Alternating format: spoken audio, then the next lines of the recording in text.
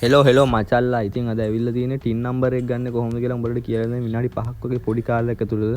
මොකද දැන් හැම තැනටම වගේම ටින් නම්බරය අත්‍යවශ්‍ය වෙලා තියෙන දැන් තියෙන වාතාවරණයත් එක්ක ඔයාලා Facebook එකෙන් හරි මොන හරි දෙයකින් සල්ලි හොයන්න හරි මොන හරි දෙයකට හැම දෙයකටම දැන් ටින් නම්බරේ වුණා වෙලා තියෙනවා. ඉතින් මම අද ඔයාලට ගෙනල්ලා තියෙන්නේ මේ ටින් නම්බර් එක කොහොමද විනාඩි 5ක් වගේ ගන්න ෆෝන් එකෙන් අපි ගන්න කියලා. ඉතින් වීඩියෝ එක බලන්න ඉවරනකම් බලන්න ස්කිප් කරන්න එපා. වටින දේවල් තියෙනවා. හොඳට බලලා මේ ෆෝම් එක ෆිල් කරලා ඔයාලා ගෙදර ගම්ම ටින් නම්බර් එක ගන්න බලන්න. විනාඩි 5යි යන්නේ. ඉතින් මේ වැඩේට අපි යන් වීඩියෝ එකට. හරි මචං, දැන් අපි මෙතනින් මේ වෙබ්සයිට් එකට යන්න ඕන. irdgov.lk. ඒක තමයි වෙබ්සයිට් එක මචං. ඒ වෙබ්සයිට් එකෙන් අපි මෙතනින් ටච් කර ගන්න ඕන මේ උඩම තියෙන එක. ඊට පස්සේ අපිට මේ වෙබ්සයිට් එකෙන් අරගෙන මෙන්න මේ වගේ තැනකට ඔයාලා ඉතින් ඔයාලට කරන්න තියෙන ඔයාලගේ භාෂාව තෝරගන්න. මම මෙතනින් තෝරගන්නවා ඉංග්‍රීසි කියන එක.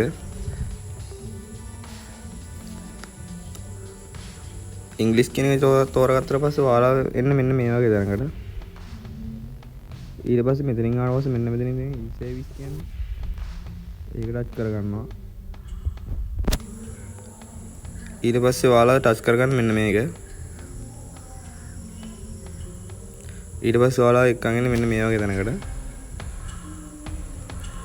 ඒකෙන් මෙන්න මේ උඩම තියෙන එක ක්ලික් කරගන්න. ඊට පස්සේ මචං උඹලා සෙට් වෙනවා මෙන්න මේ වගේ තැනකට. ඒකෙන් උඹලට තියෙන මෙන්න මේක තෝරගන්න.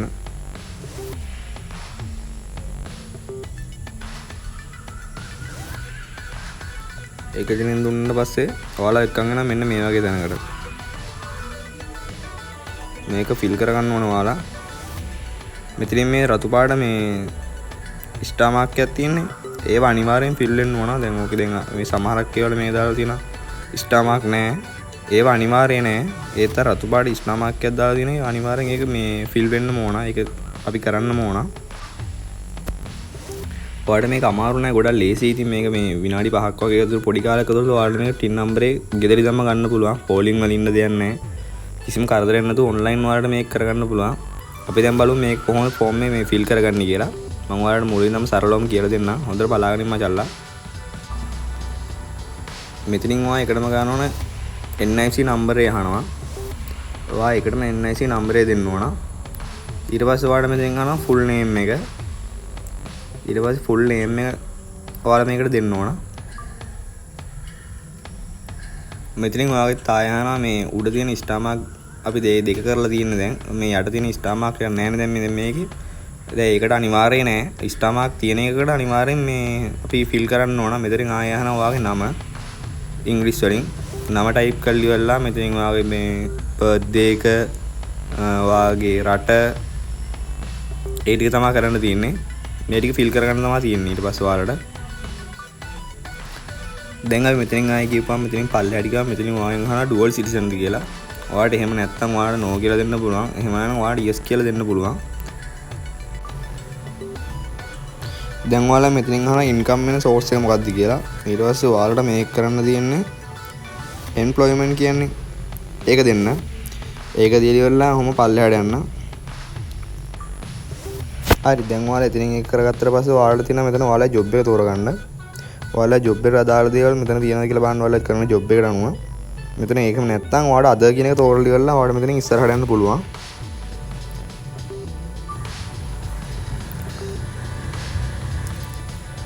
දැන් ඔයාලා එන් අහනවා එතන ඒක කරගත්ත පස්සේ ඔයාලට තියෙන ළඟම තියෙන ඔෆිස් එක මොකද්ද කියලා. ඔයාලට ඔෆිස් එක තෝරගන්න පුළුවන්. ඔයාලා මෙතන තියෙනවා නම් ඔයා කොළඹ නම් ඉන්නේ කොළඹ වට තියෙන ඔෆිස් එක ඔයාලට තෝරගන්න පුළුවන්. මෙතන තියෙන ඔයාලට කැමති නගරය ළඟම නගරයත් එක්ක තියෙන ඔෆිස් එක තෝරගන්න. ඊට පස්සේ ඒකත් එක්ක ඔයාලා තෝරගත්තට පස්සේ ඔහොම ඊට පස්සේ පල්ලෙහාට යන්න.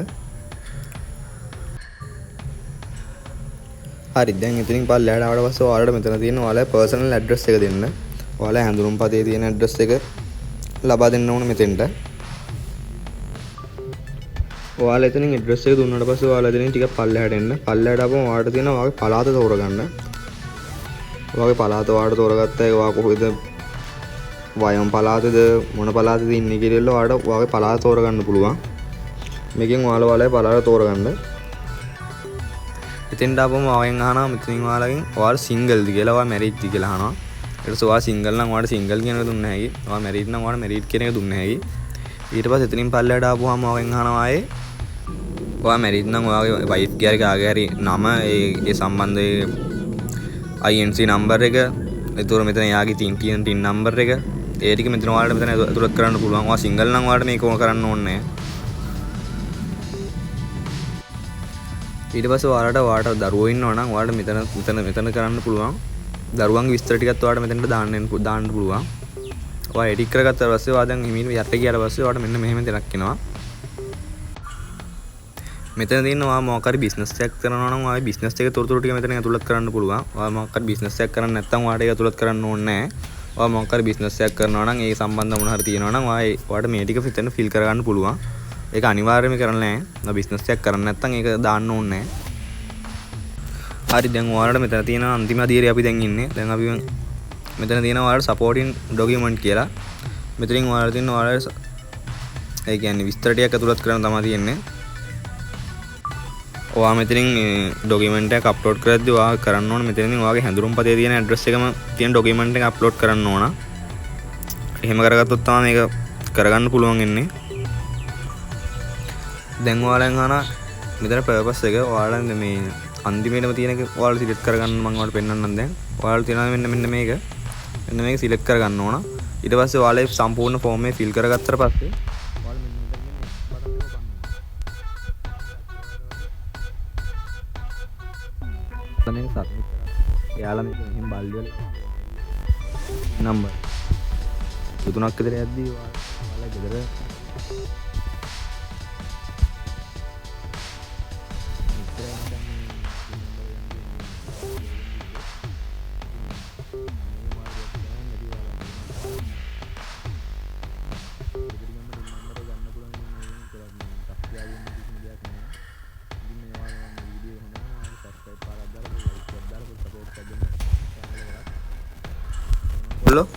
අපි යනවා.